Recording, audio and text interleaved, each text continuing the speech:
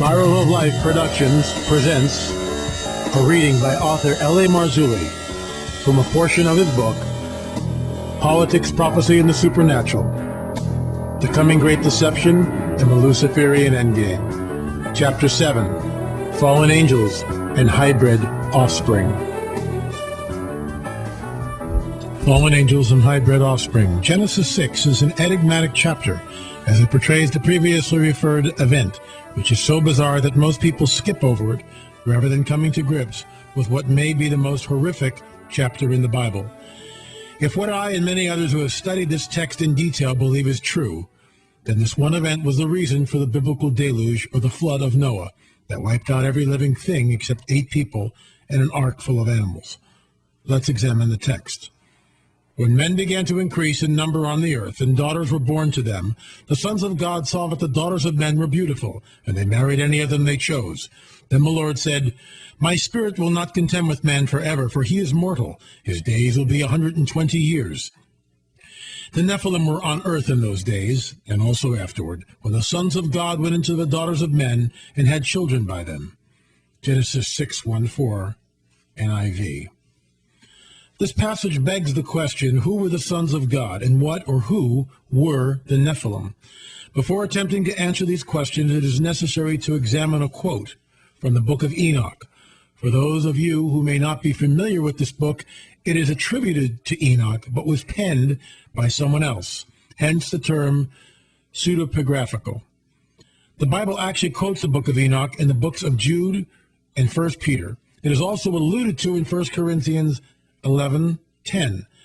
The aforementioned quote from the book of Enoch is as follows: And it came to pass, when the children of men multiplied, that in those days were born unto them beautiful and comely daughters, and the angels, the children of heaven, saw and lusted after them, and said to one another, Come, let us choose us wives from among the children of men, and beget us children. And Semyaza, who was their leader, said unto them, I fear you will not indeed agree to do this deed, and I alone shall have to pay the penalty of a great sin.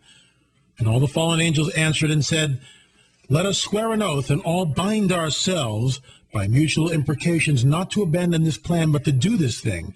Then swear they all together, and bound themselves by a mutual oath. And they were in all 200 who descended in the days of Jared on the summit of Mount Hermon.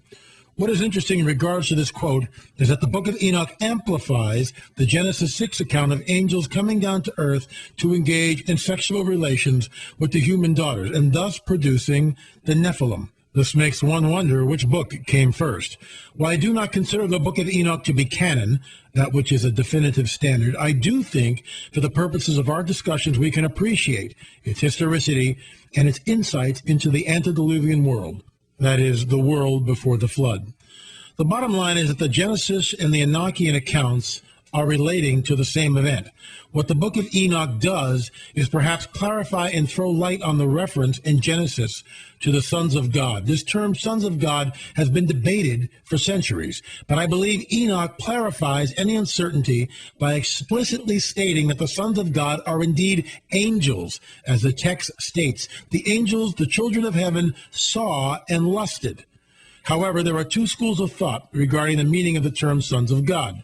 Simply put, the sons of God are thought to be either angels, as I have just stated, or they are thought to be the descendants of the ungodly line of Cain. The Hebrew translation for sons of God is B'nai Elohim, which is used throughout the Old Testament in reference to angels, while nowhere does the Old Testament differentiate its terminology between the bad angels, the ones who fell with Satan in the rebellion, and the good ones. B'nai Elohim is always used in reference to angels and not to the ungodly line of Cain, sons of Adam. Granted, most people have trouble with the idea that fallen angels could somehow manifest and procreate with the women of earth.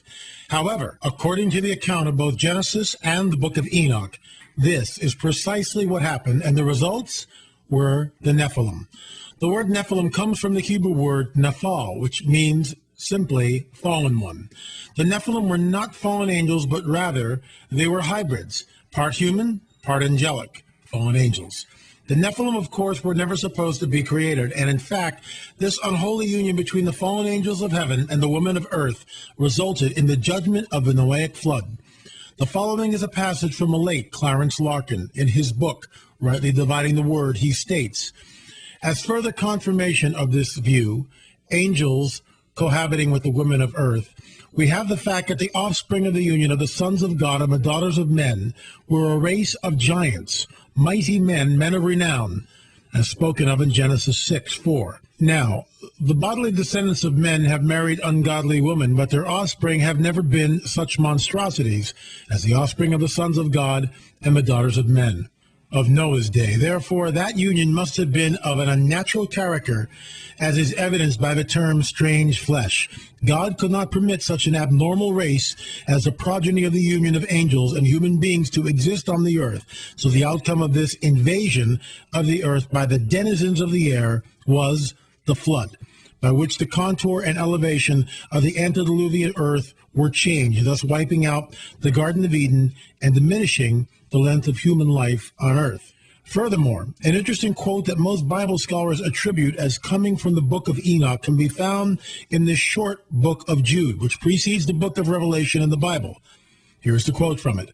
And the angels who did not keep their positions of authority, but abandoned their own home, these he has kept in darkness, bound with everlasting chains. Jude 1:6. Thus, we have a reference to the angels, not the ungodly sons of Cain, not keeping their positions of authority. And in what manner did these angels fail? As Genesis 6:1-4 alludes to, these angels fell by going to earth and cohabiting with the women, resulting in the demonic hybrid known as the Nephilim. Finally, 1 Corinthians states, for this reason and because of the angels, the woman ought to have a sign of authority on her head. It seems that Paul here is referring back to Genesis. Remember, in Genesis it states that the sons of God saw the daughters of men. This visual contact is what tempted the fallen angels and started the crossbreeding between them and the women of earth. In short, the fallen angels lusted after the daughters of men.